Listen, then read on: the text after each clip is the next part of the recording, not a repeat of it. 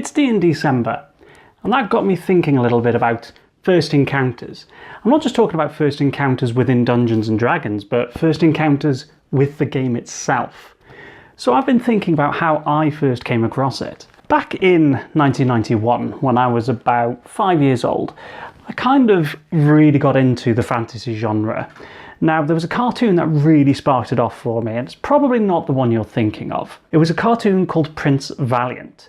It's a story about a prince who loses his kingdom to an invading army. He has a prophetic dream about Camelot, King Arthur, and the kind of ideals of this new order of honour and doing the chivalrous thing. And it was a really, really interesting cartoon, and one that really kind of caught my attention. There were knights and swords, crossbows, high fantasy adventure, monsters. It was amazing, and I remember loving it so much. And that really kind of kick-started my obsession at the time with the kind of fantasy genre, and certainly going on further in life. A few years later, Christmas of 1994, my brother and I got a joint present from my uncle. It was an interesting box-sized present, and I remember ripping the wrapping paper off, and staring out at me was this huge dragon looming over adventurers, and at the top, Dungeons and Dragons. This was the first time I'd ever heard of Dungeons and Dragons, and I thought, oh, what on earth is this? It's a game of magic, wizards, dragons, dueling. And me and my brother were really excited to actually get on and try this. To cut a long story short, we had a couple of tries with it. There were some kind of choose your own adventure style pathways you could use to get to grips with the rule set within the book that came with this. And we quite enjoyed it, but at the time I was 8, my brother was 11. After going through those and seeing how many more rules there were, the Dungeon Master's screen, things like changing your stats and how weapons affected your character, things like that, it felt a little bit complicated for me, certainly at the time, and I kind of lost a bit of interest in it after playing it once or twice, which was a bit of a shame, because that would have been a great time to kind of get into it and learn it going forward. But I was 8, it was cool, but I kind of lost interest in it a little bit. I was more interested in things like Cluedo, or Clue for my American friends, Monopoly and the arguments that followed, the kind of the more traditional family board games. Fast forward a few years to 2015 or so, ProJared releases his first D&December videos. Now, I obviously still was aware of Dungeons and Dragons, but I'd never really followed it that closely. It was kind of very much on the periphery of my knowledge. I love dragons, being Welsh, and our national flag has a dragon on it. For some reason I like them, don't know why. But I wasn't really into Dungeons & Dragons as such until I saw ProJared's D&December videos.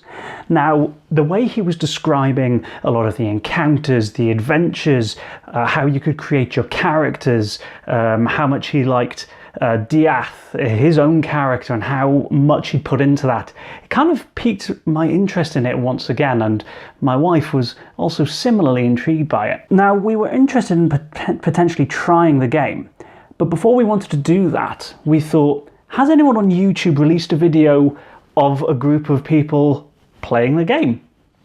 So we went and looked on YouTube for Dungeons & Dragons gaming sessions, and we came across something called Critical Role. Now, we didn't know what this was at the time, we'd never heard of it, but when we started watching an episode, we realised these are voice actors we know. Matthew Mercer, Laura Bailey, Travis Willingham. We'd heard their voices in games before, and we thought, do you know what? This might be quite cool, this might be interesting. And that first episode that we ever watched was quite an interesting one. Now, this was the one with Vox Machina, the adventuring group, responding to a call for aid from farmers kind of off just outside the main city. And their cows were being taken by some big creature. So Vox Machina, to try and figure out what was happening, went into this field with the cows and turned into cows. Now, not directly, they kind of used illusion magic on themselves to make themselves look like cows, but they were just mingling in this field with other cows, waiting for this bird, this giant bird, to come and take them. And they were talking to the cows, asking, you know, what's happening? Or is this big thing is coming and getting us? And when this creature attacks and takes one of the members of Vox Machina basically away, flying off into the distance at high speed, they cast fly on themselves and take off after it.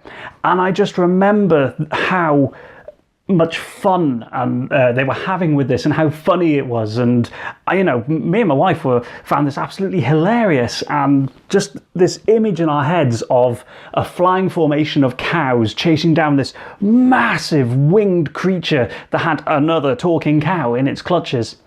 And I just remember Matthew Mercer, the DM, just kind of broke DMing, and was just looking at the camera going, I love Dungeons and Dragons. And it's this idea of having a serious game that you can play your wizards and barbarians and fighters, and having this freedom to have these creative solutions that can just break this atmosphere of tension and just make it a fun experience for everyone around the table. The interaction between the players in character on the table was amazing. It was great, and it really got us interested in playing the game. So not long after watching that and some more of ProJared's D&D videos, we went out and bought the D&D 5th edition starter set, The Lost Mine of Phandelver. This was, when did we buy this? About 2 years ago. Haven't played it, opened it, had a look at the rules. I haven't found enough people to actually start playing it. So then went out and bought the kind of core trilogy of books, the Player's Handbook, the Monster Manual, and the Dungeon Master's Guide. I haven't really used them. I've created a couple of characters using the Player's Handbook, but I've yet to actually use them in a game.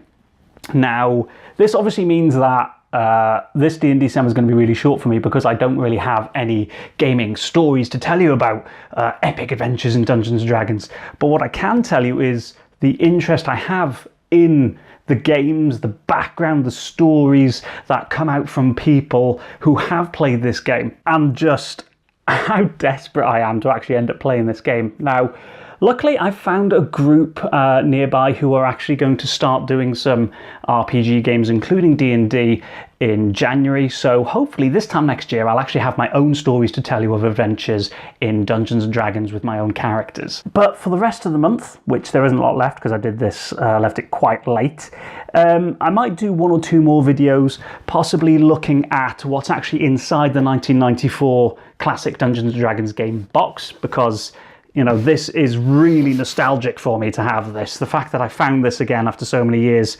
is quite amazing, really. I didn't expect to find it. But anyway, thank you guys so much for watching. Have a great D&December, and I'll see you in the next video. Bye-bye!